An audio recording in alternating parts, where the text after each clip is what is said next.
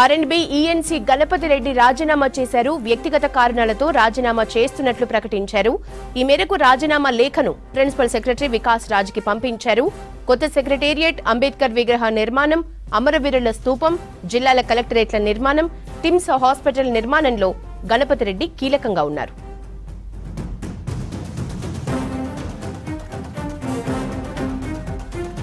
Details secretariat నుంచి యాదగిరి అందిస్తారు. యాదగిరి, ఆర్ఎండ్బి ఈఎన్సీ గణపతి రెడ్డి రాజీనామాకి కారణం ఏంటి?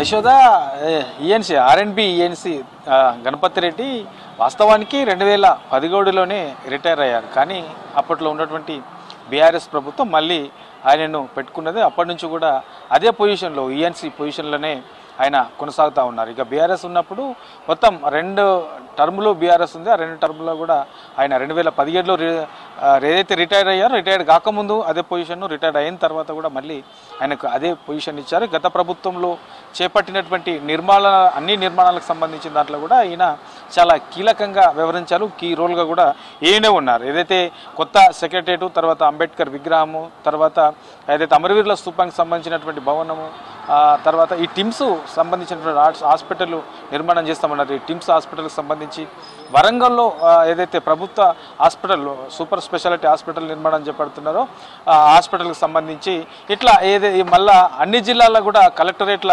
భవనాలను కూడా కొన్ని జిల్లాల్లో నిర్మించారు. సో ఈ కలెక్టరేట్ల భవనాలకు సంబంధించిన దాంట్లో కూడా ఏదైతే ఈయన చాలా కీలకంగా కీరోల్గా వ్యవహరించారు. మొత్తం కూడా అంతా ఈయన హ్యాండ్ ఓవర్లోనే అవన్నీ కూడా నిర్మాణాలు కొనసాగాయి. అయితే కాంగ్రెస్ ప్రభుత్వం వచ్చిన తర్వాత కూడా ఈయననే కంటిన్యూగా కొనసాగుతున్నాడు. పనులలో కూడా ఈ ఆర్ఎండ్బికి రిలేటెడ్ గా ఉన్నటువంటి అన్ని పనులకు కూడా ఇప్పుడు కూడా ఈయనే కీలకంగా కొనసాగుతా ఉన్నాడు. ఈ గణపతి రెడ్డి కొనసాగుతా ఉన్నారు. అయితే ఇంత కీలకంగా ఉన్నటువంటి ఈ పొజిషన్ లో రిటైర్డ్ అయినప్పటికీ, రిటైర్డ్ అయిన తర్వాత కూడా గత ప్రభుత్వం కంటిన్యూ చేసింది, మంచి ప్రియారిటీ కూడా ఇచ్చింది. సో అప్పట్లో భవన నిర్మాణాలు అన్నీ కూడా ఈయన హ్యాండ్ ఓవర్లోనే జరిగాయి. కాంగ్రెస్ అధికారంలోకి వచ్చిన తర్వాత కూడా ఈయననే చాలా కీలకంగా వ్యవహరిస్తున్నారు.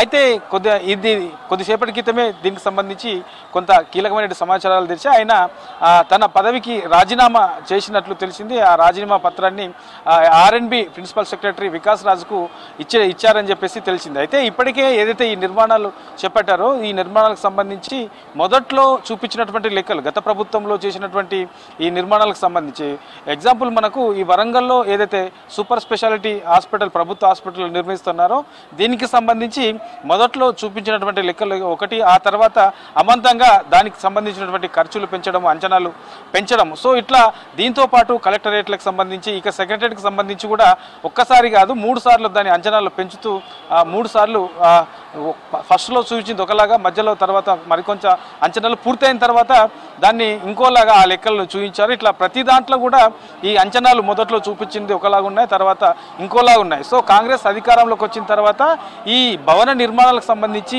పూర్తి స్థాయిలో వాటికి గతంలో ఏం జరిగింది, ముందులో చూపించింది ఎంత, తర్వాత దానికి సంబంధించినటువంటి లెక్కలు ఎట్లా ఉన్నాయి, ఇట్లా ఓవరాల్గా దాని మీద దృష్టి పెట్టింది. దాని మీదనే విజిలెన్స్ ఎంక్వైరీ కూడా ఆల్రెడీ ఇప్పటికే ప్రభుత్వం ఆదేశాలు కూడా జారీ చేసింది. కొన్ని బిల్డింగ్లకు సంబంధించి దాని మీద విజిలెన్స్ ఎంక్వైరీ కూడా కొనసాగుతుంది. సో ఈ టైంలో ఒక్కసారిగా గణపతి రెడ్డి రాజీనామా చేయడం అనేది కొంత చర్చనీయాంశంగా, అది కొంత అనుమానాలకు కూడా దారితీస్తుంది. ఎందుకంటే గత ప్రభుత్వంలో ఉన్న ఈయననే కీలకంగా ఉన్నాడు ఈ బిల్డింగ్ నిర్మాణంలో, ఈ ప్రభుత్వం వచ్చిన తర్వాత కూడా ఈయననే కీలకంగా ఉన్నాడు.